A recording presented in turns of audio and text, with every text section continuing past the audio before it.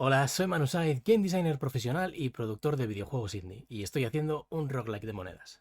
En el último episodio vimos cómo hacer el bucle principal del juego, y planteé varias opciones para continuar con el desarrollo. Los sigilos o muescas con habilidades de moneda, nuevos enemigos élite y boss, el mapa procedural que cambia cada partida, la parte de narrativa, quizá la tienda de monedas, la forja que combinaría dos sigilos en una misma moneda, o la esperada capa de game feel. Prioricé el sistema de sigilos y creé nuevas y poderosas monedas. Creé unas tooltips para poder mostrar el contenido de cada sigilo sin tener que escribir todo el texto encima de la propia moneda. Aquí tuve que decidir si me metía hasta los codos a refactorizar varios de los sistemas para poder incluir las tooltips, como la fundición, el hover o la preview que tenía en el mapa de las monedas que tienes hasta el momento. Pero decidí hacer una primera versión sin pararme demasiado para poder tenerlo rápido y poder continuar, esperando no arrepentirme a futuro. Spoiler. Me arrepentí. Mostrarían el porcentaje de cara y cruz, y los sigilos con su icono, su nombre y una descripción de sus efectos.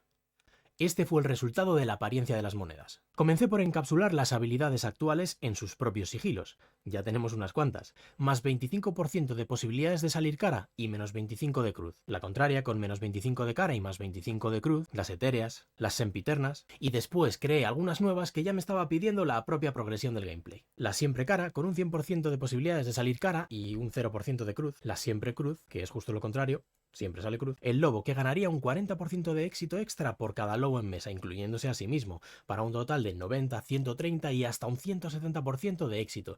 Y dirás, ¿pero qué es esto de los porcentajes por encima del 100%?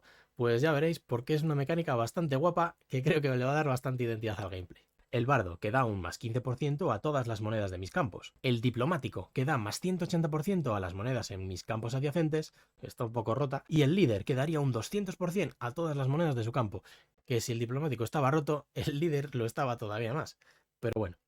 Aquí me gustaría compartir con vosotros una cosa que llevo haciendo más de 10 años equilibrando juegos, y es que cuando quiero darle una sensación a una nueva mecánica, y esta depende de los valores, en este caso el porcentaje de éxito, por ejemplo, pues siempre me gusta empezar con un incremento del 100%. Por ejemplo, si hay un salto, que es el salto básico, y yo quiero hacer un salto súper tocho, lo primero que voy a hacer es multiplicarlo por 2. Entonces, si tú primero saltas esta distancia, lo que voy a hacer es otro salto que salte el doble.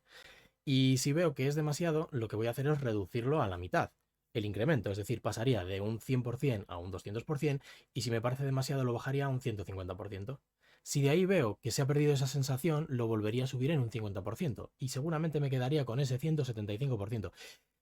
No es que haya que hacerlo así, es un método que utilizo yo desde que empecé, y la verdad es que me he descubierto a mí mismo utilizándolo muy a menudo.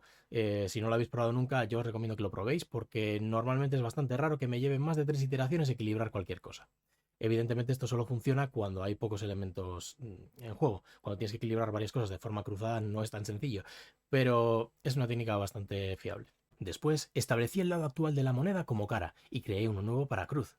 Tendrían la misma información, salvo que en la cara la imagen sería más grande y en la cruz lo sería el porcentaje. Quizá cambie esto cuando toque la narrativa, o quizá no, ya lo veré porque todavía me queda mucho por desarrollar en ese aspecto. Lo siguiente que hice fue crear la capa de feedback visual mínima necesaria para poder comunicar con claridad qué monedas habían tenido éxito. He marcado en color dorado las monedas que tienen éxito y en color gris las que han fallado.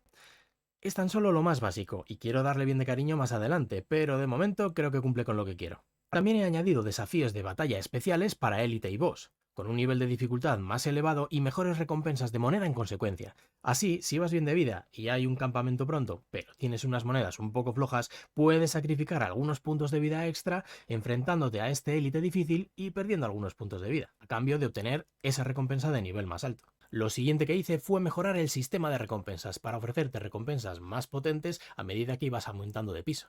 Y por último, implementé la primera versión del mapa generado proceduralmente, con nodos que iban cambiando con cada partida nueva. De manera que cada vez que empezabas una nueva partida, el mapa cambiaba completamente. He generado un sencillo algoritmo que parte de un primer nodo y después lo ramifica en tres, y a partir de ahí escoge aleatoriamente cuántas bifurcaciones va a tener cada uno.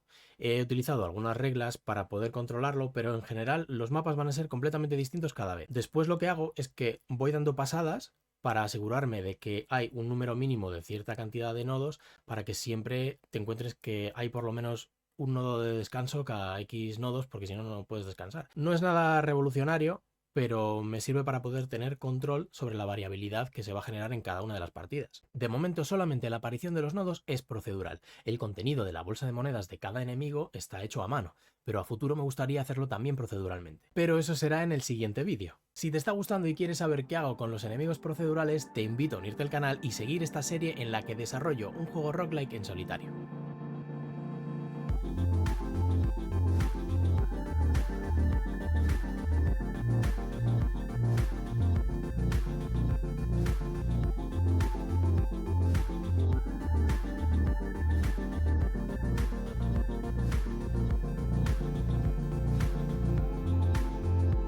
Hasta la próxima. De manera que cada vez que empezabas una nueva partida, el mapa cambiaba completamente y la aventura pues te ibas a encontrar, pues eso. He generado varios carriles y escoge algunos sí y otros no. Entonces, algunos los crea, otros no, y me estoy explicando como el puto culo.